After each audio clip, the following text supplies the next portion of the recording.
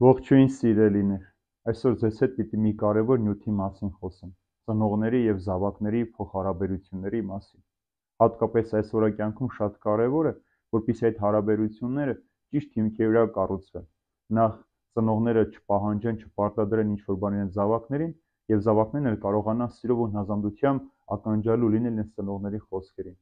Որովհետև եթե մենք այս հարաբերության մեջ չկարողանանք կառուցել ծնող և զավակ կապը, ապա վաղը շատ դժվարության պիտի լինի։ Ինչպես որ երեխան վերաբերվում է ծնողին կամ ծնողը զավակին, այնպես էլ մարդը կարող է վերաբերվել Աստծուն և սրբություններին։ Եթե մեկը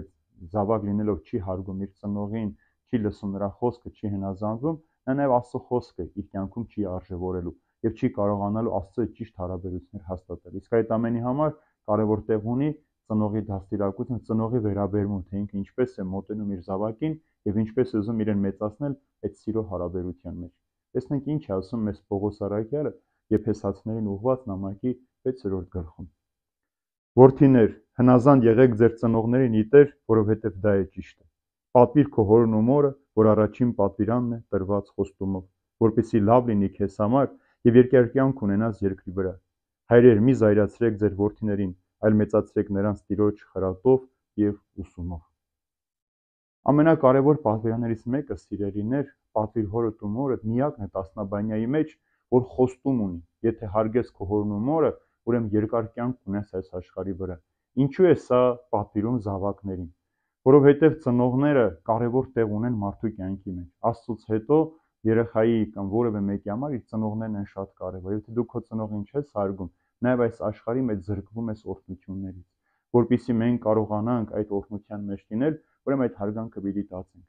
Կապ չունի մեր ծնողները ինչպիսին են, մենք չենք ընտրում մեր ծնողներին, բայց մեր ծնողներին սիրել պետք է, որովհետև նրանք ամենակարևորը մեզ կյանք են տվել և այդ կյանքի փոխարեն մենք այդ սերն ու հարգանքը պիտի վերադարձնենք իրենց։ Իսկ տեսեք ծնողներին ասում է դուք էլ մի զայրացրեք ձեր զավակներին։ Ինչի մասին է խոսում Պողոս առաքյալը։ Շատ հաճախ տեսնում ենք, որ մենք տեղի անտեղի խոսում ենք մեր զավակների վրա, նկատողություն ենք անում, պատժում ենք։ Այս ամենը նրանց նուրբ սիրտը կարող է կարծրացնել, նրանց կարող է ավելի դաժան ու բիրտ դարձնել, եթե նրանք չկարողանան հասկանալ ու ընկալ իրենց ծնողի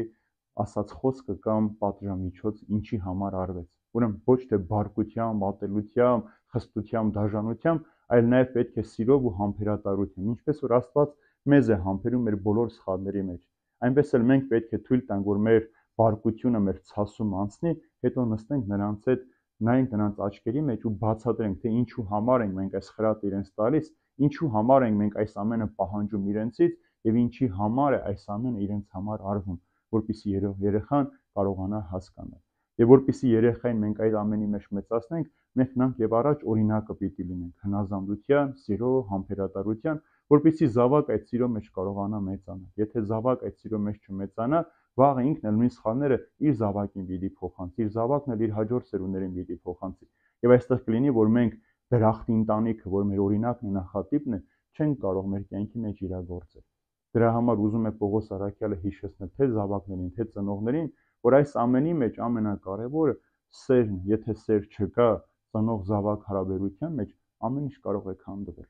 Այսօր, երբ որ մենք տեսնում ենք շատ ծնողներ ու զավակներ իրարից հեռու են ապրում, պատճառը մեկն է, որովհետև որևէ մեկի սերը մի կողմը վնասված է, չի կարողանում իր զավակին սիրել այնպես, ինչպես որ պետք է, չի ուզում իր զավակին հասկանալ, այնպես էլ զավակը կարող է նույն կերպ վարվել իր ծնողի հետ։ Եվ որպեսզի այս ամենը մեր կյանքի մեջ տեղի չունենա, շատ կարևոր է աստվածպաշտությունը, ծնող-զավակ միասին աղոթասացությունը, միասին աստվածպաշտությունը, որպեսզի նախ Աստծո միանան, Աստծո մեկ դառնան, մեկ ընտանիք լինեն, հետո նոր ֆիզիկական, նյութական ընտանիքի մեջ կարողանան սիրո ու խաղաղության մեջ ապրել։